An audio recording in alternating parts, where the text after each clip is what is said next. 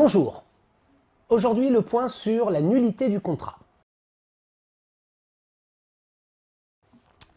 La Cour de cassation a en effet rendu deux arrêts le 28 février 2018, l'un par l'intermédiaire de la Chambre commerciale, l'autre par l'intermédiaire de la première Chambre civile, et ces deux arrêts, lus ensemble, peuvent susciter des réflexions intéressantes sur la question de la nullité du contrat.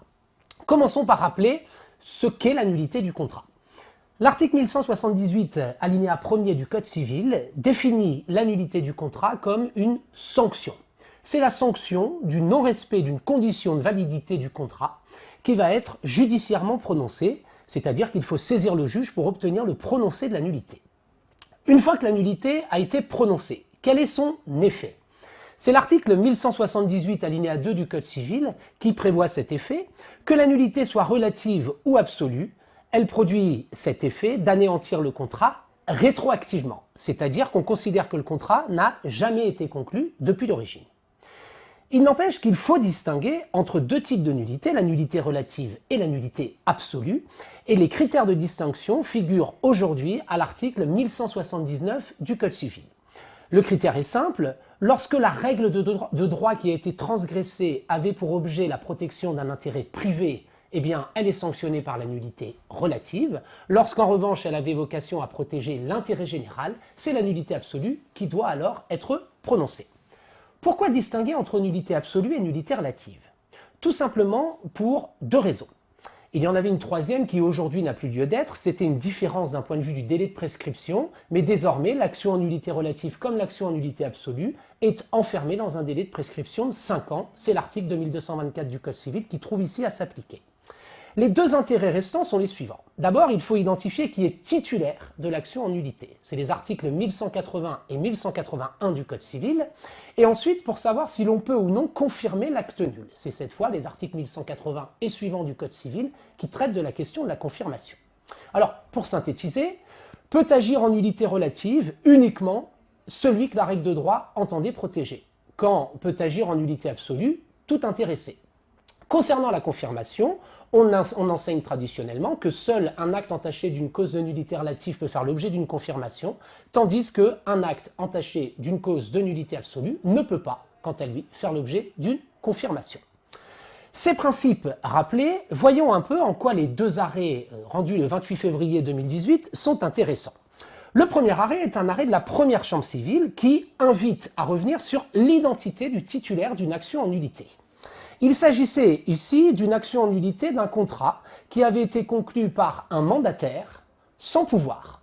C'était ici le président d'une association qui avait vendu un bien immobilier de cette association à une société et certains adhérents de l'association avaient demandé la nullité de cette vente, arguant de l'absence de pouvoir du mandataire, ici le représentant de l'association.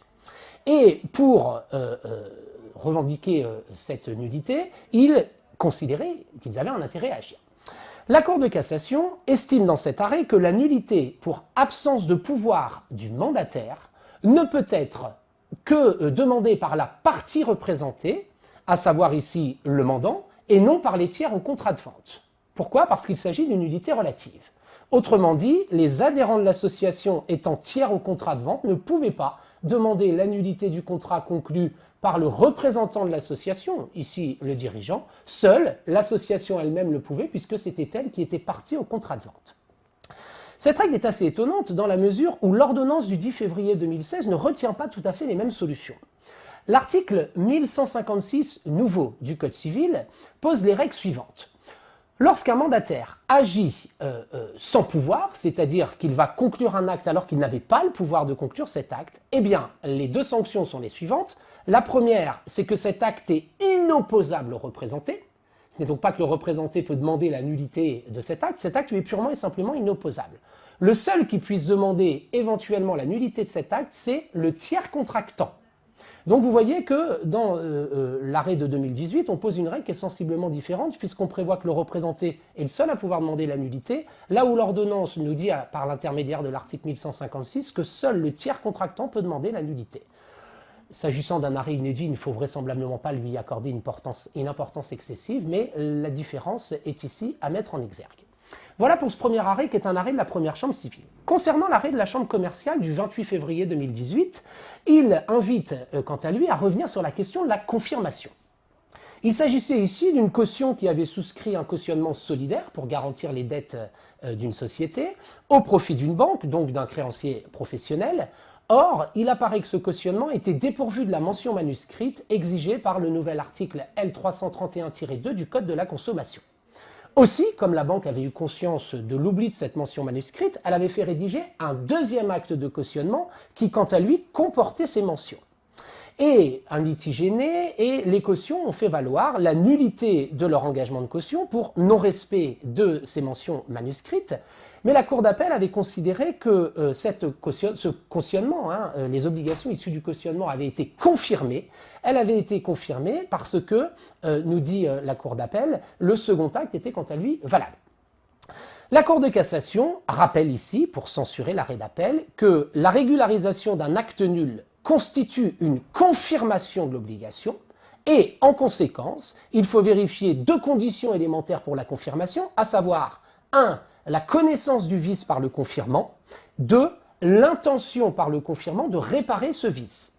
C'était l'ancien article 1138 qui prévoyait cette règle. Cette règle est à nouveau prévue par le nouvel article 1182 du Code civil. Donc une cour d'appel ne peut considérer qu'un acte a été valablement confirmé lorsqu'il est entaché d'une cause de nullité relative que si ces deux conditions sont réunies, le confirmant a connaissance de la cause de nullité qui affecte l'acte et il a l'intention de la réparer par un acte postérieur. Si on n'a pas vérifié ces deux conditions, eh bien, la confirmation ne peut pas prospérer, ne peut pas opérer. Alors, j'en profite pour vous préciser que depuis l'ordonnance du 10 février 2016, on a une interpellation interrogatoire, cette espèce d'acte ou action nouvelle qui figure à l'article 1183 et qui permet aujourd'hui d'accélérer les choses puisque il est possible pour une partie de demander à l'autre si elle compte se prévaloir de la nullité de l'acte dans les 6 mois, faute de quoi elle ne pourrait plus se prévaloir de la dite nullité. Voilà pour les quelques rappels à propos de la question de la nullité du contrat, qui est une question essentielle, puisque vous le savez, dès qu'il y a question relative à une condition de validité du contrat, vous devez également envisager la question relative à la nullité. Voilà pour cette question, bon courage et à bientôt. Au revoir.